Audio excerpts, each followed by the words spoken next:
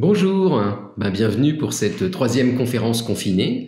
Cette conférence va être un peu différente des deux premières, pour ceux qui auraient vu les premières. Dans les premières, je faisais des expérimentations sur la physique de base, la physique de la vie de tous les jours, la mécanique, l'optique, l'acoustique. Cette fois-ci, j'ai décidé d'aborder mon sujet de prédilection, la physique quantique. Alors la physique quantique, c'est pas facile parce que c'est une physique presque par définition invisible. Elle est invisible d'abord parce qu'elle se joue à toute petite échelle, à l'échelle du nanomètre, et parce qu'elle met en jeu les lois de la physique à cette échelle-là qui sont des lois presque intangibles, je dirais. Donc c'est des lois qui échappent à nos intuitions, qui mettent en scène des fonctions d'onde, des principes d'incertitude, de la dualité, de la réduction de paquets d'ondes.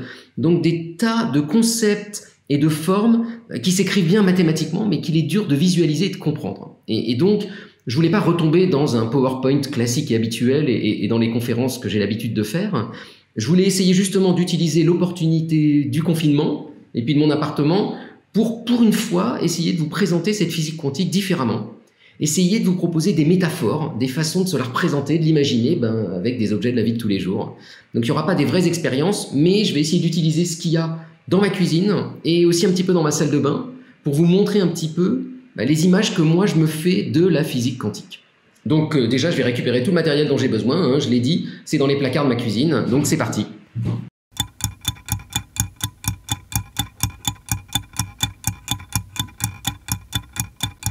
Alors, c'est parti. Donc j'ai un peu de matériel qui va me permettre de vous expliquer un petit peu tout ça avec des images. Mais je vais commencer par le premier concept clé de la physique quantique, et je vous laisse avec le titre que, évidemment, j'ai fabriqué avec des pattes.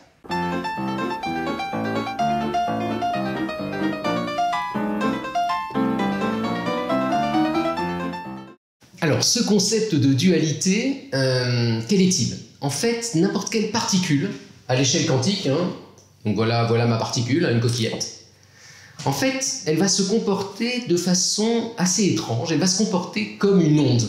Alors cette onde, on peut la visualiser avec des pattes, j'ai pris des cheveux d'ange, voilà. Donc voilà, je vais en mettre pas mal. Voilà l'onde quantique, d'accord? Donc cette particule, en fait, tant qu'on ne la mesure pas, et le point clé c'est ça, tant qu'on ne la mesure pas, qu'on ne fait pas une expérience dessus, elle va se comporter comme une onde et vivre sa vie d'onde. Le point troublant, c'est que c'est au moment où on la mesure, au moment où on fait une expérience physique, par exemple avec un oscilloscope ou avec de la lumière, que soudain, elle va se métamorphoser. Et alors regardez comment ça se passe. Au début, vous avez une onde comme ça, et puis au moment où vous mesurez, regardez, hop, elle se transforme en particule. Si j'arrête de la mesurer, elle redevient une onde. Et si je la remesure à nouveau, regardez, elle redevient une particule. Et je peux faire ça plein de fois. Donc vous voyez, j'ai une onde, je la mesure, j'ai une onde, je la mesure.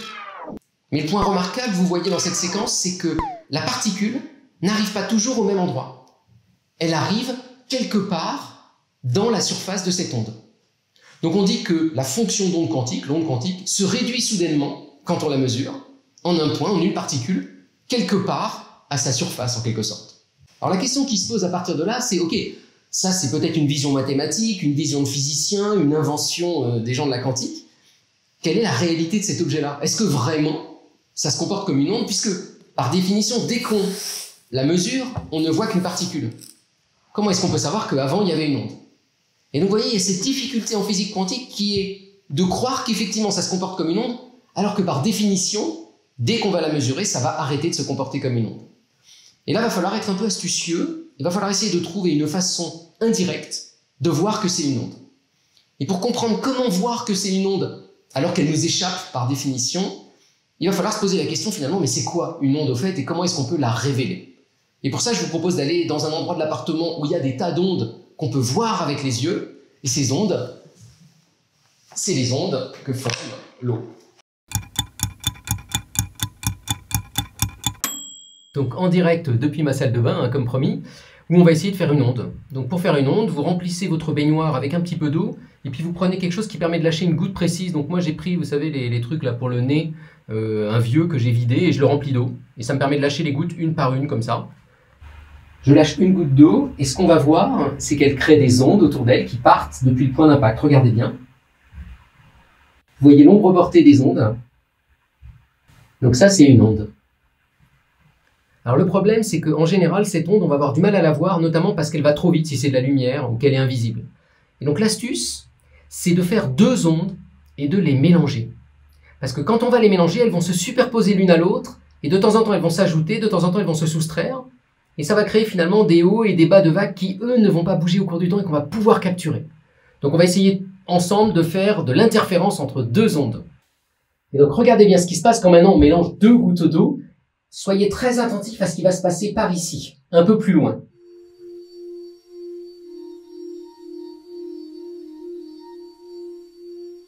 Je ne sais pas si vous voyez, mais on voit une sorte d'onde avancée, avec toujours les mêmes maxima et minima.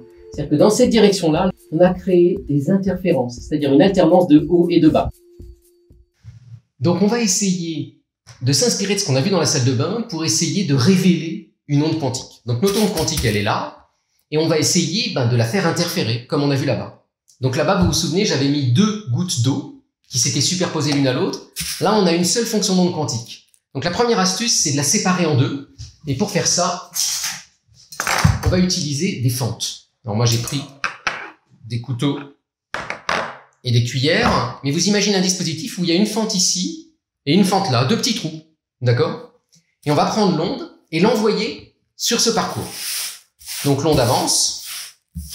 Et puis arrivée à ce niveau-là, elle va passer par les deux fentes. Donc il y a une partie de l'onde qui passe là et une autre partie de l'onde qui passe ici. D'accord? Et donc maintenant, à partir de ce point-là, l'onde va se réémettre, et là aussi. Et vous avez vu, ça y est, j'ai mes deux gouttes, j'ai mes deux ondes, j'ai séparé l'onde en deux.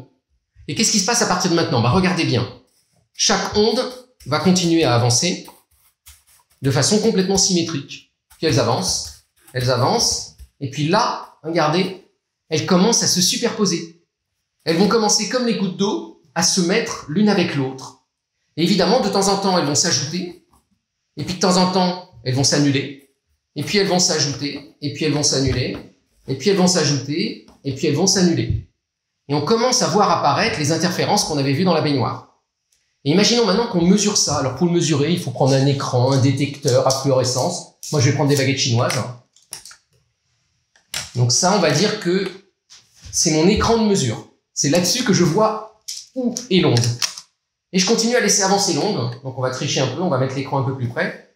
Donc l'onde avance, elle avance, elle avance, elle avance.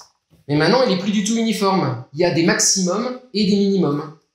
Et vous voyez que c'est ça le point crucial.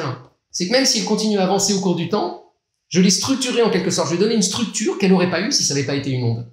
Et si maintenant je mesure, qu'est-ce qui va se passer? Souvenez-vous de la règle qu'on s'est fixée tout à l'heure. Là où l'onde est importante, va apparaître préférentiellement la particule. Et donc si on mesure une première fois, voilà ce qui se passe. Vous voyez, la particule est apparue là parce qu'il y avait un maximum. Si je recommence et que je mesure une deuxième fois, elle apparaît sur un autre maximum. Et puis si je recommence plein de fois la mesure, il ne faut pas la faire une seule fois, il faut la faire 1 million de fois. Et bien au bout d'un moment, je me rends compte que mes particules n'arrivent pas n'importe où. Elles arrivent plutôt au sommet de là où était l'onde. Et donc dit à l'envers, si sur un écran je mesure des particules qui font cette figure-là, cette figure d'interférence, cela veut dire que nécessairement il y a eu interférence avant et donc que c'était une onde.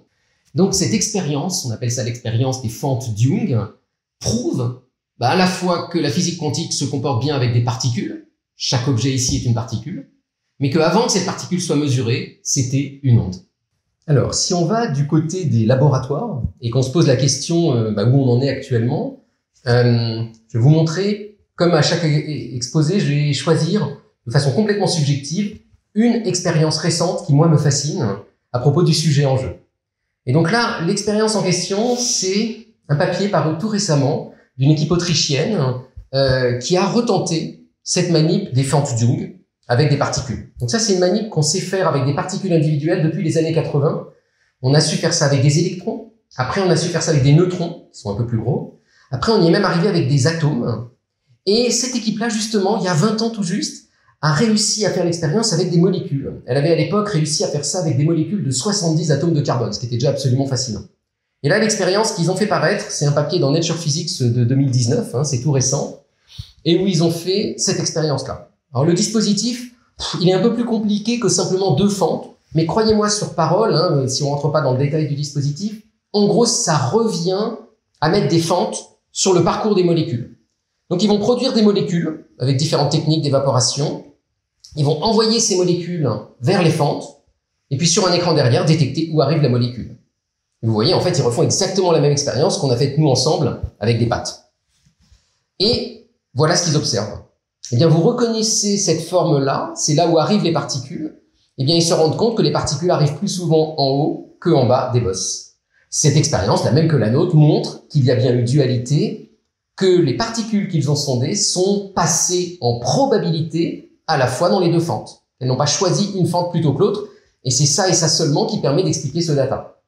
Le point remarquable dans cette expérience, le point nouveau, le point fascinant, c'est la particule qu'ils ont utilisée. Ils n'ont pas utilisé un électron, ils n'ont pas utilisé un photon, ils n'ont pas utilisé un atome, ils n'ont pas utilisé une petite molécule, non, non. L'objet qu'ils ont utilisé dans cette expérience, c'est ça.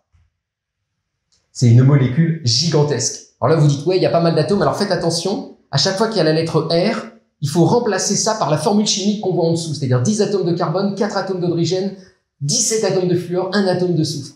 C'est une molécule gigantesque. C'est une molécule qui fait 2000 atomes. Et donc cette molécule, c'est la plus grosse molécule qu'on ait réussi à faire interférer, à ce jour, à travers 2 fentes. C'est-à-dire que cette molécule, cet énorme machin de 2000 atomes, a réussi littéralement à devenir une fonction d'onde quantique et à passer par 2 fentes à la fois. Et moi, ça me fascine complètement. Voilà pour la dualité. Maintenant qu'on a fait ce long temps sur la dualité, vous allez voir que ça va être une arme incroyable pour comprendre la plupart des effets de la physique quantique. Alors pas tous, hein, mais la plupart. Et je vais vous en proposer justement 2 ou 3. Maintenant qu'on a fait tout ce boulot, on va s'en servir, hein, on va amortir. Et le premier effet que je vais vous montrer, c'est un des effets que je trouve les plus spectaculaires, hein, liés justement à la nature ondulatoire des particules quantiques.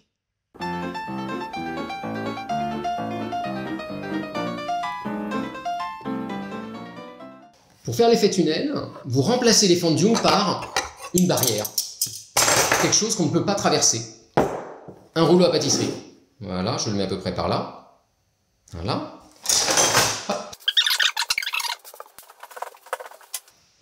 Alors, je reviens, excusez-moi, il me fallait des particules classiques. Donc des particules qui ne sont pas quantiques, comme une balle de tennis par exemple. Donc voilà, une particule classique. Ok ? Qu'est-ce qui se passe si j'envoie une particule classique sur une barrière ? C'est facile, regardez bien. Ça rebondit, c'est normal, hein, c'est comme un mur, ici. On va parfois parler en physique de barrière de potentiel, mais ça a le même effet en gros qu'un mur. Hein. Ça rebondit, ça ne peut pas passer à travers. Si maintenant je fais la même chose avec une fonction d'onde quantique, donc je reviens avec ma fonction d'onde quantique de tout à l'heure, et je la laisse avancer. Donc je la fais plus interférer, hein, je fais plus tout ça, non, je l'envoie là discrètement, d'accord ?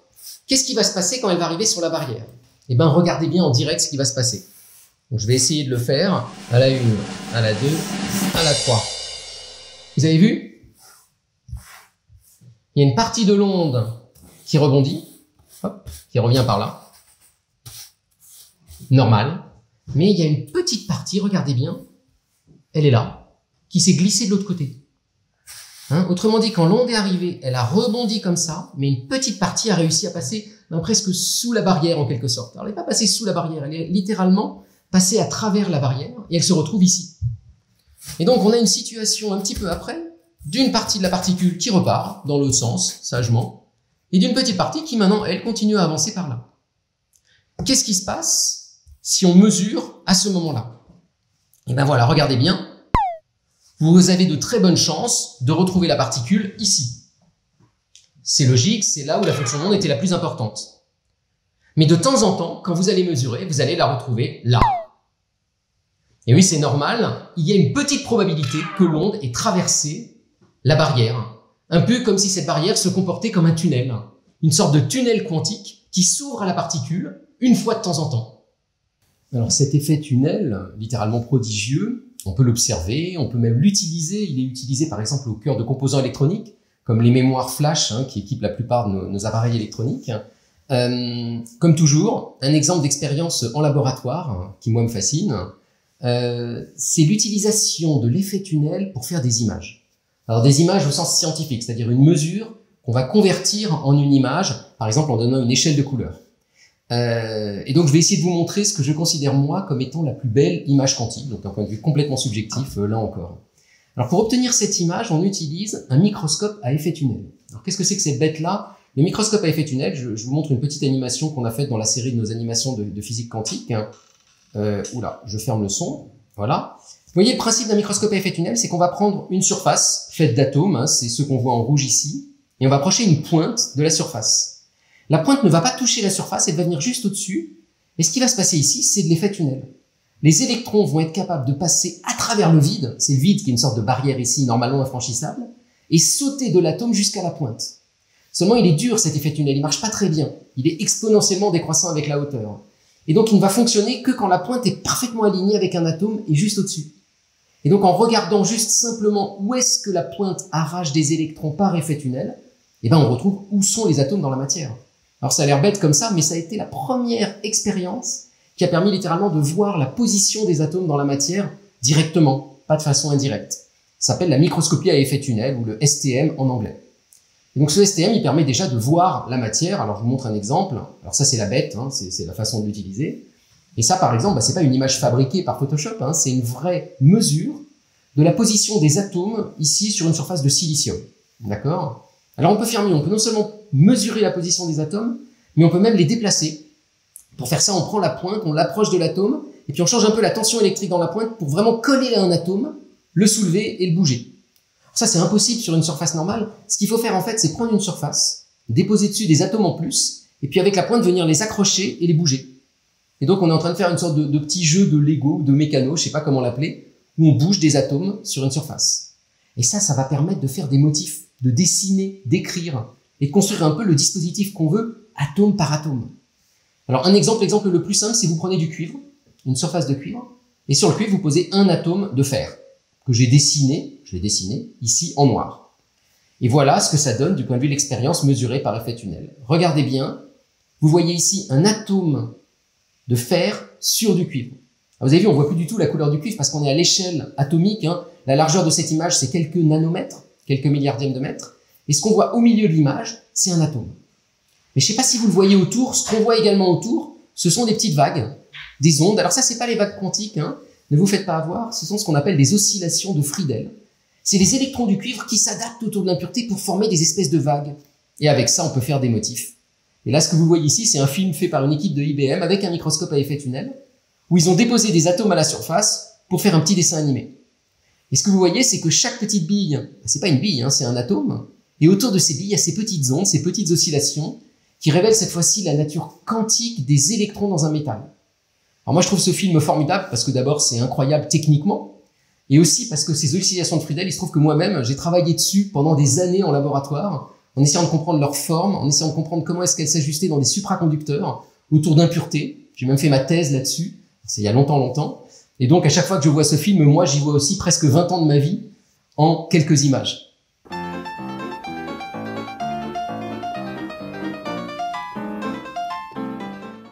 Alors, qu'est-ce que c'est que cette histoire de quantification? La physique quantique porte presque son nom du mot quantification. La quantification, c'est quelque chose de très classique dès qu'on parle d'onde. Et vu qu'en physique quantique, une particule est comme une onde, eh bien, il va y avoir de la quantification. Alors, qu'est-ce que c'est que cette quantification? Les musiciens connaissent ça très bien. Si vous prenez une onde et que vous la mettez dans une boîte, ou bien dans un tube, ou bien entre deux parois, par exemple dans un aquarium, elle ne va pas pouvoir adopter n'importe quelle forme. Elle va adopter seulement certaines formes très précises. Et une conséquence de ça, c'est que si vous essayez de l'exciter, de la transformer, de la bidouiller, de l'excitouiller comme ça, elle va passer très brutalement d'une forme à une autre forme. Dans une clarinette, vous allez passer du Do au Ré, au Mi, au Fa, et vous n'avez droit qu'à certaines notes. C'est pareil avec les ondes, et c'est pareil avec les ondes en physique quantique. Donc en physique quantique, quand vous allez prendre une particule et que vous allez la mettre dans une boîte, elle va adopter certaines formes très précises, et elle va passer brutalement d'une forme à une autre forme. Alors pareil, je vais essayer de vous le mettre en scène avec les moyens que j'ai là. Hop, dans la cuisine, j'ai pris quel torchon? Non, on va prendre ce torchon-là, c'est le mieux, un torchon blanc, comme ça vous y verrez mieux. Et je vais essayer de vous montrer avec un torchon à quoi ça ressemblerait la quantification en physique quantique.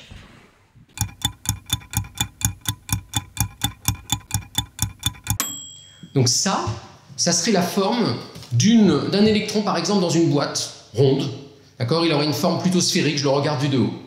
Et là, cette forme-là, on va dire dans son état fondamental, l'état le plus calme, l'état au repos. Si maintenant j'excite mon électron, par exemple en lui envoyant de la lumière, ou en l'excitant électriquement, il ne va pas se déformer délicatement. Ce qui va se passer, regardez bien, c'est ça. Attention, à la 1, à la 2. Il va soudain se transformer en une nouvelle forme d'onde. Et puis si on l'excite à nouveau, regardez bien, à la 1, à la 2, à la 3. Et là, j'ai complètement raté mon coup. Si, non, c'est pas mal. Il se retransforme à nouveau. Et je peux faire ça plusieurs fois de suite, regardez. Mais vous avez compris le principe. Le principe, c'est qu'on saute brutalement d'une forme d'onde à une autre forme d'onde. Ce qui compte dans cette histoire, vous me voyez là, je vais tourner un peu ça vers moi. Voilà, je suis là. Ce qui compte dans cette histoire, vous voyez, c'est qu'on est passé d'une forme à une autre forme, puis à une troisième forme. Et le point clé là, c'est de regarder les énergies, un peu comme les notes de musique. Et ces énergies, les physiciens, ils aiment bien les tracer sur un axe. Comme ça. Donc quand on était là, c'était une onde très calme, très plate, au repos, on appelle ça l'état fondamental, et on est ici. Puis quand on est passé là, on est monté en énergie, mais brutalement, comme des marches d'escalier, et on a sauté brutalement là. Et puis ensuite, quand on a été là, on a encore monté en énergie, et on est sauté brutalement ici. On parle de saut quantique. Vous voyez, ça porte bien son nom, c'est l'idée qu'on saute un peu comme dans un escalier, mais c'est un escalier un peu magique puisqu'on saute brutalement d'une marche à une autre marche. Et ça, c'est la quantification qui va permettre ça. Alors cette quantification dans les laboratoires, on la voit de plein de façons différentes. Je vais vous en montrer une que j'aime, comme d'habitude. Et c'est ma quantification préférée ou presque. C'est un travail fait par ce groupe-là en 2002. Et où ils se sont amusés à faire une petite boîte. Je vous ai dit qu'il faut une boîte dans laquelle on met les ondes. Voilà, la boîte qu'ils ont fabriquée, c'est une boîte avec des atomes. Ils ont construit ça avec le microscope à effet tunnel qu'on a vu tout à l'heure. Et regardez bien, au début, ils avaient des atomes d'or mis un peu n'importe où. Donc là, c'est les atomes qu'ils voient sur une surface. Ils vont progressivement arriver à les rapprocher pour former une sorte de tige, une boîte. Une boîte qui fait 20 atomes d'or de long, 1 atome d'épaisseur. C'est la boîte la plus fine du monde. Et dans cette boîte, ils n'ont pas besoin de mettre des ondes parce qu'elles existent déjà. Parce que dans les atomes d'or, évidemment, il y a des électrons, dont certains qui peuvent se déplacer, c'est un métal, l'or. Et donc les électrons dans cette boîte, c'est comme des ondes coincées dans un tube. Ils vont se comporter de façon quantique. Et la façon de le voir, c'est de regarder leurs énergies et leur vitesse. Ça, c'est un truc classique en physique, pour ceux qui connaissent pas. On aime bien représenter l'énergie en fonction de la vitesse, notamment parce qu'on sait bien en mécanique qu'on doit avoir une énergie cinétique qui est en 1,5 de mv2. Donc en gros, ça doit avoir cette forme-là. Et ce qu'ils ont mesuré dans cette expérience, c'est ça. Regardez, ça marche pas si mal. On a l'impression que finalement, l'énergie, elle est exactement comme ce à quoi on s'attend de façon classique. Sauf que ici, ils n'ont pas mesuré que 4 points. En fait, ils en ont mesuré 1 million. Mais à chaque fois, les mesures retombent sur les mêmes points. Ils n'ont que des bouts de la courbe. La courbe est quantifiée. Il n'y a que certains paliers, et les électrons vont sauter brutalement d'un palier à un autre. Ça veut dire que ils n'arrivent pas à accélérer doucement. Ils vont sauter brutalement d'une vitesse à une autre vitesse. Une voiture sur l'autoroute, j'aime bien cette comparaison, elle passerait brutalement de 20 km/h à 40 km/h. Et c'est ça qui arrive aux particules quantiques dès qu'on les met dans une boîte. Et il y a une formidable application de ça qui va permettre de comprendre un des objets fondamentaux dans l'univers et qu'on avait du mal à comprendre jusqu'à la physique quantique et que la quantification va permettre de comprendre. Et cet objet-là, c'est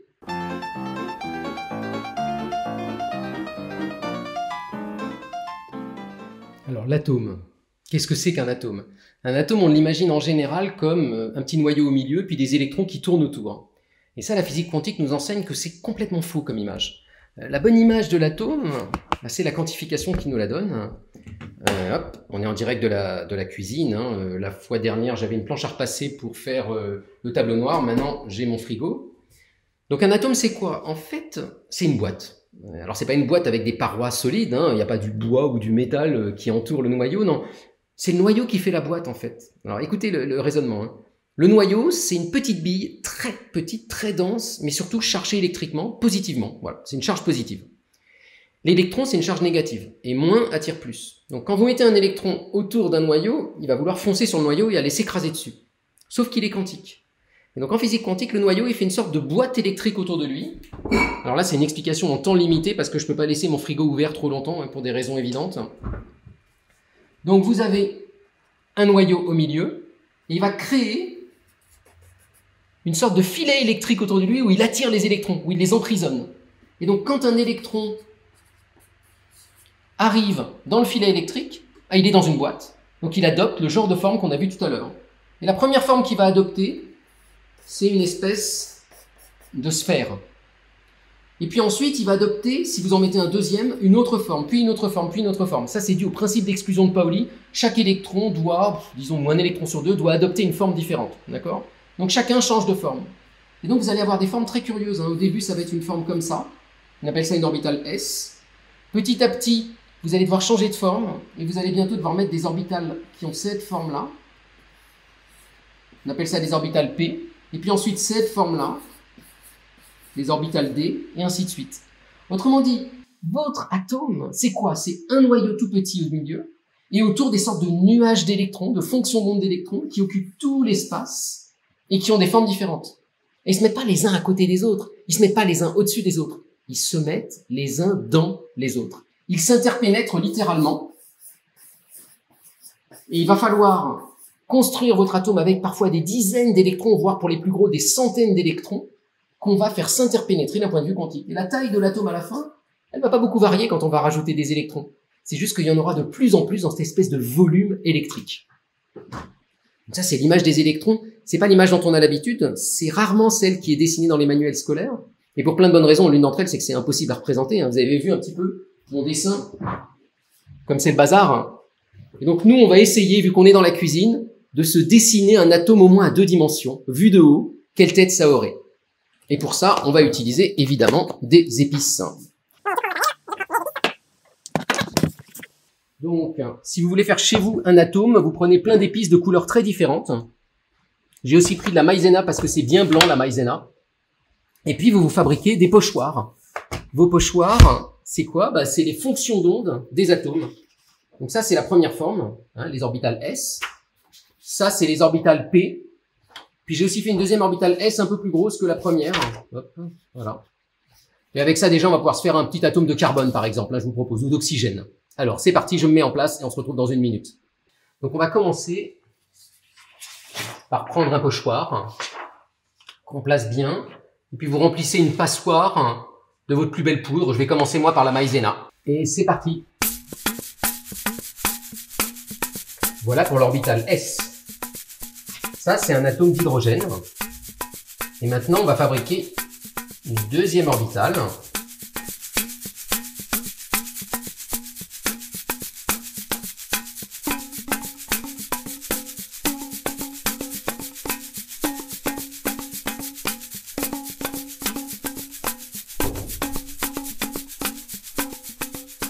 Alors, qu'est-ce que c'est que cet atome?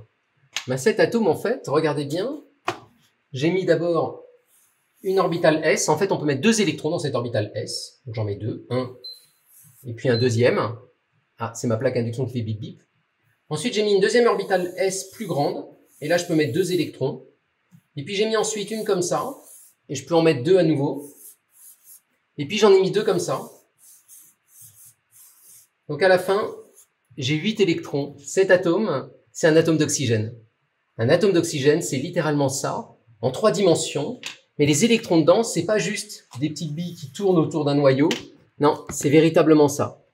Alors évidemment, ce que j'ai oublié là-dedans, c'est de vous mettre le noyau. Le noyau, il est tellement petit que j'aurais du mal à le mettre. Il fait 1/100 millième de la taille de l'atome. Mais pour être quand même complètement rigoureux, je vais vous prendre un noyau en essayant d'utiliser des grains de pavot. Voilà, j'en prends un. Et je le mets au milieu. Et là, j'ai mon atome et son noyau. Alors, l'atome, c'est maintenant un objet bien connu depuis les années 1910-1920, mais qu'on continue à étudier et notamment à manipuler. On sait manipuler maintenant des atomes individuels. Il y a par exemple des projets d'ordinateurs quantiques utilisant ce genre d'atomes. Mais la dernière expérience que je voulais vous montrer aujourd'hui, c'est une expérience où ils ont essayé d'aller voir l'intérieur d'un atome. Et quand je dis voir l'intérieur d'un atome, c'est vraiment essayer de visualiser les fonctions d'onde des atomes. Alors normalement, la fonction d'onde, on ne peut pas la voir, par définition, c'est ce que je vous ai expliqué. On peut la dessiner, on peut la deviner, on peut la calculer, mais on ne peut pas la mesurer directement. Et pourtant, des physiciens, ou plutôt une physicienne, a réussi à le faire dans un cas très particulier et très subtil, où elle a été regarder un atome d'hydrogène. Donc c'est cette physicienne-là, en collaboration avec un groupe hollandais, un groupe français et un groupe américain, qui a fait une expérience en 2013. Alors l'expérience, elle est subtile, hein, je ne vais pas vous en expliquer les détails, mais en gros, l'idée, c'est que vous allez prendre un atome et vous allez l'exciter, d'accord? Et en l'excitant, vous allez arriver à en arracher un électron. Et cet électron, vous allez le faire passer par plusieurs chemins possibles, en gros. Et donc, c'est un peu comme les fentes Young de tout à l'heure, il va y avoir des interférences. Et ils sont débrouillés pour calculer que dans une géométrie particulière, dans une forme particulière d'expérience, en la faisant dans le bon axe, de la bonne manière, avec les bons champs électriques et les bons lasers, ils allaient être capables de faire des interférences qui fassent que finalement, quand ça arrive à l'écran, au lieu d'avoir les bosses de tout à l'heure, l'une à côté de l'autre, on allait avoir directement la forme de la fonction d'onde qui allait se révéler en la mesurant. Et donc c'est ce qu'ils ont fait, ils ont mesuré ça ensuite avec un détecteur, et voilà l'image, voilà ce qu'on voit dans un atome d'hydrogène quand on l'excite.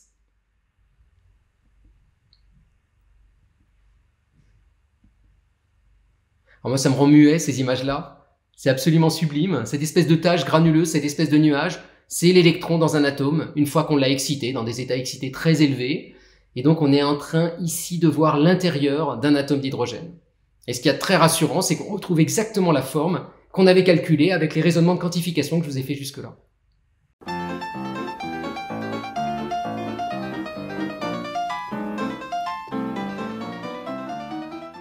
Alors pour cette dernière partie, je me suis dit qu'on allait se retrouver dans un lieu un petit peu différent, qu'on allait changer de la cuisine. Et dans cette dernière partie, je vais vous parler de superposition d'états. Alors qu'est-ce que c'est que la superposition? Ben pareil, pour vous montrer ça avec des pattes de façon un petit peu sensible, voilà le dispositif que je vous propose.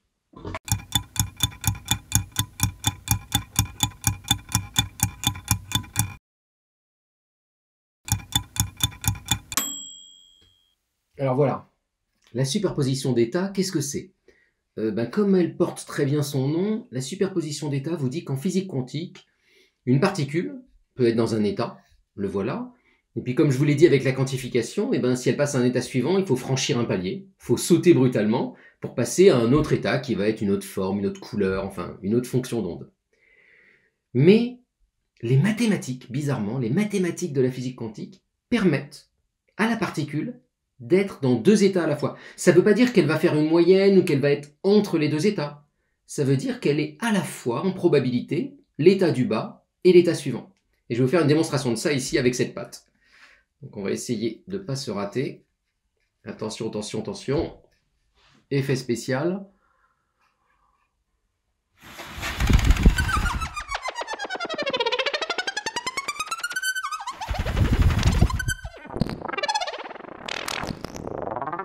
Voilà, la superposition d'états, c'est ça. C'est que la patte ici est à la fois dans cet état et dans celui-là. Mais là, je triche, c'est pas une superposition d'états, c'est juste que je vais vite. En physique quantique, elle serait vraiment à la fois comme ça et comme ça. Il n'y aurait pas d'intermédiaire, elle serait soit là, soit là. Et puis comme toujours, si je me mets à la mesurer, hop, j'y arrive pas, je le refais. Elle va s'arrêter brutalement, soit dans cet état, soit dans celui-là. Il va une fois encore falloir des méthodes indirectes pour voir qu'elle est bien dans les deux états à la fois, par exemple en sondant ce qu'on appelle des oscillations de Rabi. Mais en gros, on est capable de montrer que tant qu'on ne la mesure pas, une particule peut être à la fois comme ça et comme ça. Et ça va avoir à faire avec toute cette histoire de chat de Schrödinger, dont je ne vais pas parler en détail ici, mais l'idée qu'à l'échelle quantique, on peut être dans deux états à la fois. Ça n'est pas vrai à notre échelle à nous, on ne peut pas être nous-mêmes dans deux états à la fois, à cause notamment d'un phénomène qui s'appelle la décohérence, et qui dit que dès qu'on est dans un environnement avec beaucoup de particules, beaucoup d'atomes, beaucoup de lumière, eh bien la particule quantique, elle interagit avec tout le reste, et en interagissant, elle est obligée de choisir et de s'arrêter dans un état ou dans l'autre état. Voilà, ça c'est la superposition d'états. C'est peut-être une des propriétés les plus troublantes et les plus remarquables de la physique quantique. En fait, on connaît déjà bien ça dans le monde des ondes. Le fait que deux ondes se superposent, c'est pas très surprenant. Si vous êtes au concert, vous entendez plein de sons en même temps, et c'est plein d'ondes qui se superposent et arrivent à vos oreilles. Le point troublant avec la physique quantique, c'est que c'est une même particule, caractérisée par sa fonction d'onde, qui est dans deux états à la fois. Ça serait la note de clarinette jouée à la fois en mi et en sol, qui vous arriverait à l'oreille, et qui seulement au moment où elle arrive à votre oreille, deviendrait soit un mi, soit un sol. Alors cette superposition d'états, elle est beaucoup étudiée là encore dans les laboratoires de physique quantique de nos jours, et je vais vous en donner deux exemples. Le premier exemple, c'est un exemple que je donne souvent parce qu'il me fascine à titre personnel. C'est un exemple mené il y a quelques années à l'Université de Californie. par cette équipe-là, l'équipe de John Martinis. Alors c'est intéressant parce que John Martinis, depuis, a été travaillé avec Google pour fabriquer l'ordinateur quantique dont Google a beaucoup parlé ces derniers temps. Et il se trouve qu'il vient de repartir de Google pour aller retravailler dans son université d'origine. Donc ces allers-retours entre privé et public montrent à quel point cette recherche fondamentale en physique quantique est poreuse avec également le monde du privé et le monde des applications. Donc dans cette expérience qu'il avait fait il y a quelques années avec le jeune étudiant en thèse que vous voyez ici au milieu, en quoi consiste-t-elle? En fait, dans cette équipe-là, ils ont construit un petit circuit, un circuit à l'échelle micrométrique, dont vous voyez ici une image agrandie, et l'endroit intéressant, il se trouve là. Et si on zoome, en fait, vous voyez, c'est une espèce de petite balançoire, de petite tige métallique comme ça, suspendue dans le vide. Une espèce voilà, c'est comme ça, en gros, non, plutôt dans ce sens-là. Et cette tige métallique, elle fait 60 micromètres. Alors ça peut sembler petit, c'est énorme en fait 60 micromètres, c'est la taille de l'épaisseur d'un cheveu, on peut le voir à l'œil nu, d'accord? Et donc ils ont essayé de faire de la physique quantique avec cet objet mécanique. Et donc la première chose qu'ils ont faite, c'est faire vibrer cet objet-là. Il se trouve que cet objet-là, ça consiste en une espèce de superposition, vous voyez, de couches d'aluminium, je crois, et puis d'un alliage avec de l'azote. Et donc ils ont essayé de la faire vibrer.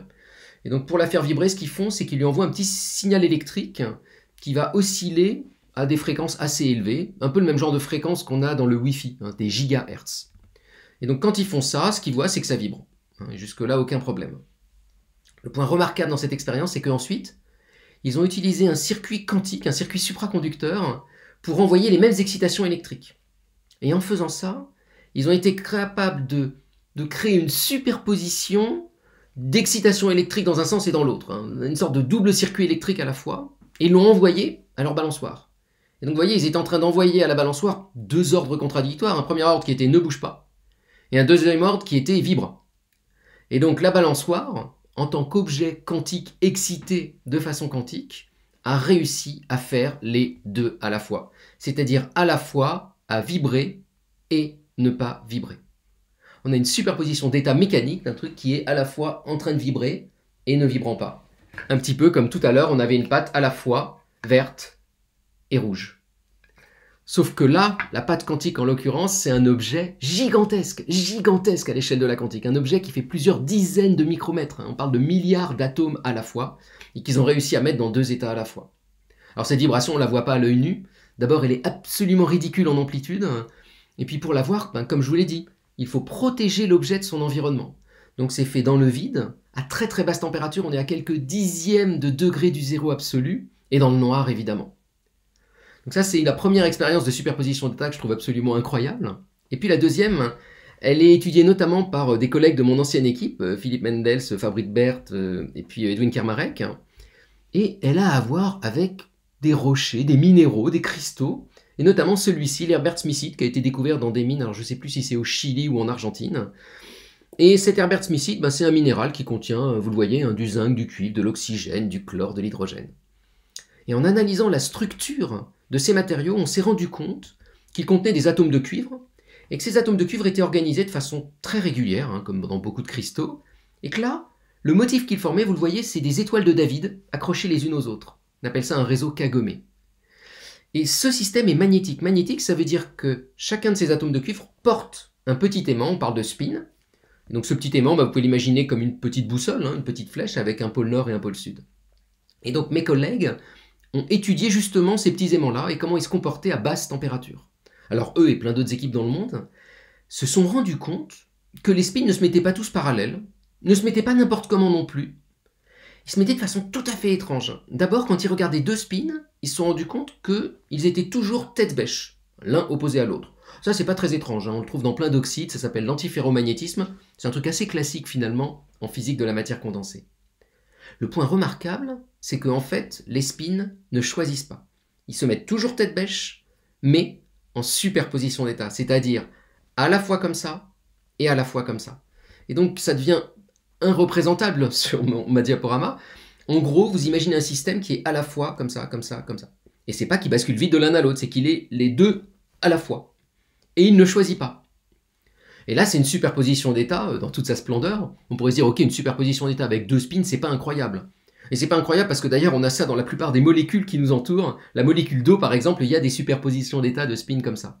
Donc, ce qu'il y a d'incroyable dans ce système, c'est que cette superposition a lieu sur tous les atomes. On a une espèce de superposition géante, un chat de Schrödinger géant, on va dire, qui se développe sur tous les atomes, où ils refusent de choisir. Ils vont créer des espèces de singulets de spin, on parle, à courte, à grande distance, un peu avec tous les autres à la fois, pour être dans tous les états possibles à la fois. On parle de liquide de spin, un liquide un peu comme si le système n'arrivait pas à se geler, n'arrivait pas à choisir comment il se construit et il choisit ses spins. Et ça, ils se sont demandé si ça existait au zéro absolu. Au zéro absolu, normalement, tout se gèle, tout se fige. Et donc, ils ont refroidi ces matériaux jusqu'à, là encore, quelques dixièmes de degrés du zéro absolu, des millikelvins, ou des millièmes de degrés du zéro absolu, pardon.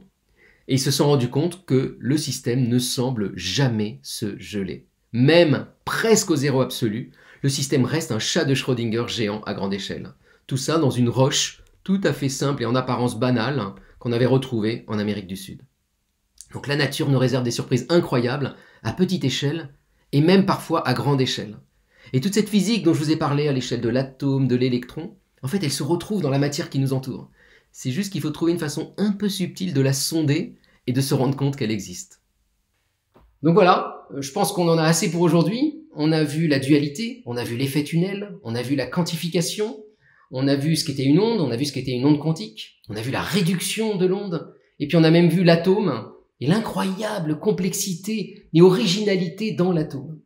Je pourrais vous faire des exposés entiers comme ça de physique quantique en vous racontant plein d'autres effets, le principe d'incertitude, l'intrication quantique, la superposition d'états. Mais ce que j'aimerais que vous reteniez pour ceux qui n'ont pas l'habitude de la physique quantique, c'est que certes c'est un monde étrange, mais c'est un monde qu'on comprend finalement relativement bien, qu'on sait calculer très précisément, et dont on peut mesurer ensuite avec des expériences, souvent détournées, souvent indirectes, que ça correspond exactement à ce qu'on en avait compris. Et c'est souvent ça en fait le travail de la physique, c'est faire des expériences indirectes pour essayer de voir ce qui se cache à nos yeux. Nos sens humains sont extrêmement limités. Et bien pour arriver à capturer ce qui se passe à l'échelle de l'atome, à l'échelle de l'électron, il faut prendre sa casquette de physicien, c'est-à-dire faire du calcul, faire de la théorie, faire de l'équation et aussi faire des expériences. Et avec ces deux-là en parallèle, deviner indirectement ce qui compose le monde qui nous entoure. Et quand on fait ça, on voit que le monde est d'une richesse incroyable. Parfois, on a cette image un peu naïve que la physique et la science, c'est très réducteur, qu'on ramène tout à des équations et que c'est pas très poétique tout ça. Et je pense que c'est exactement l'inverse. Je pense qu'on n'enlève rien au réel et à la beauté du réel en le décrivant scientifiquement. Feynman disait ça bien mieux que moi. Mais je pense que ce qu'on fait fondamentalement quand on fait de la physique quantique, c'est finalement s'offrir une autre grille de lecture du monde qui nous entoure.